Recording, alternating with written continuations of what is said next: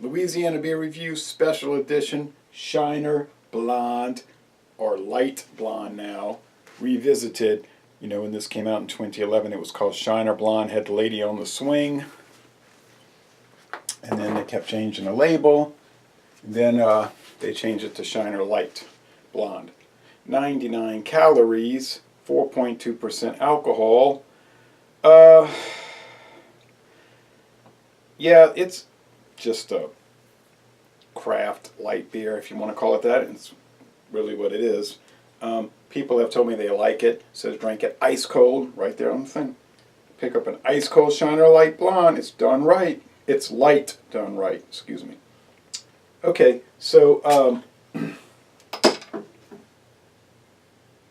nice smoke. Little problem, guys, with the date. I bought this at Acquista Pace when I was on my big time road trip with a fellow beer reviewer. The 136th day of 2017. Really? So I paid $7.99 at Acquista Pace for a 6-pack of the Family Reunion that is well out of date. Not cool. I'm not going to go on a big rant and rave like I do because it just is not going to do any good. These grocery stores are not going to check their dates in general or generally, and the distributors apparently aren't interested in it. The beer companies, whether they're interested or not, I don't know. Yeah, 4.25. I think it's 4.2 according to Shiner. But whatever. I'm looking at Untapped. It's saying 4.25. I don't know where they're getting that information from. 9 IBUs. I know that's right. So I guess I just have to get it in my head that every time I shop for beer, I have to look at the dates. I mean, I tend to do that, but I don't always do that. Not much of a head here. It's clear. There's some very tiny powdery sediment, honestly, and some bubbles, straw appearance. Now, if I'm paying $7.99 for a family reunion pack, that's out of date. It better taste way better than Keystone Light that I could get a 12-pack for the same price. So maybe 50 cents more. So I mean, you got to take these things into consideration. Let's go with a review. I mean, the IPA, the Wicked Ram, smelled old. It didn't taste bad, but it tasted and smelled old.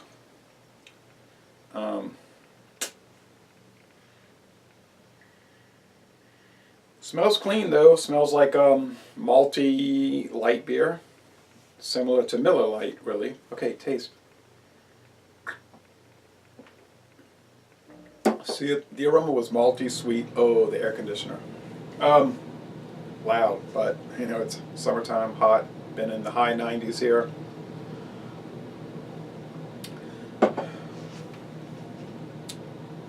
It tastes kind of old, like with these light beers, when they get old, they start breaking down to like a syrup component. It's almost like the beer gets separated from the brewer's syrup.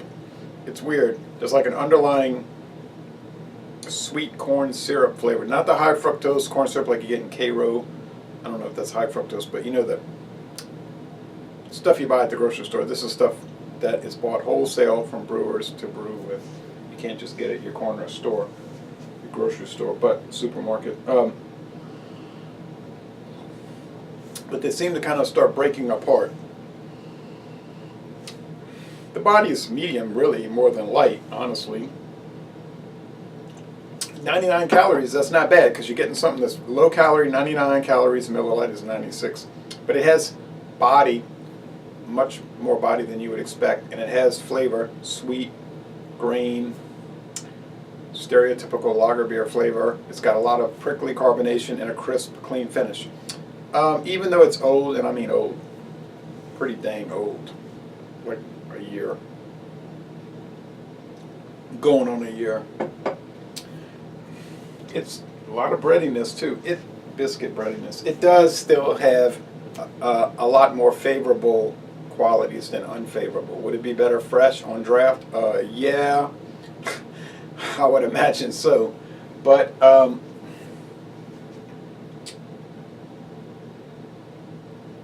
even with this situation that we have here, it's pretty good. I gotta say.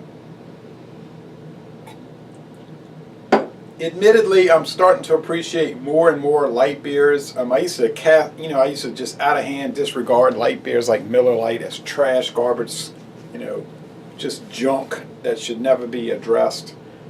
But I, over the years, over the last 20 years, 22 years, I've kind of like stepped away from that slowly and started to realize that maybe I had a problem and it wasn't the beer's problem.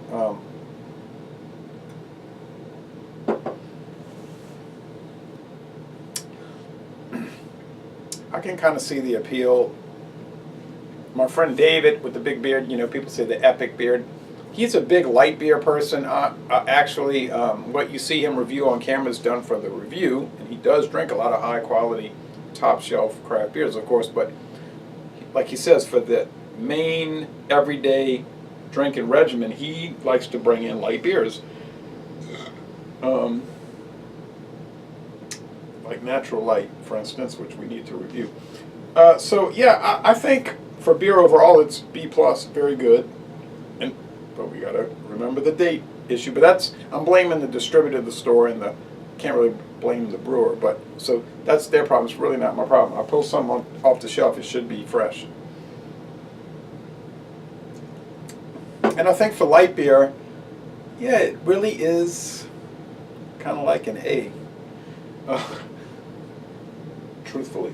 So if you're going to look for a craft style light beer, and you don't mind paying $7.99 a six pack, so that's what you're going to pay if you get just the Shiner Light Blonde. Yeah, it's worth it.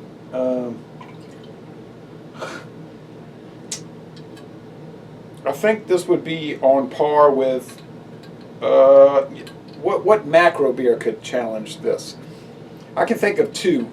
Schaefer Light, which you might be hard pressed to find, although I can get it.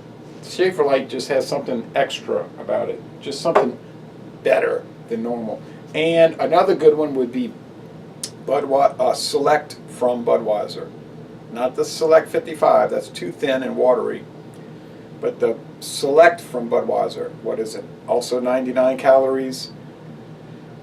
That has and 4.3% alcohol, such a good rich flavor for a light beer. I would highly recommend it. So les bon temps relais. But let's go back to the Shiner Light Blonde. That's what we're talking about right now. Really good product. Really good product. And I'm going to end this review by saying, yeah, and I need to go on a brewery tour at Shiner. I mean, it's been too long. I haven't done it. It's inexcusable. I'm going to end this review by saying, y'all come on down to southeastern Louisiana.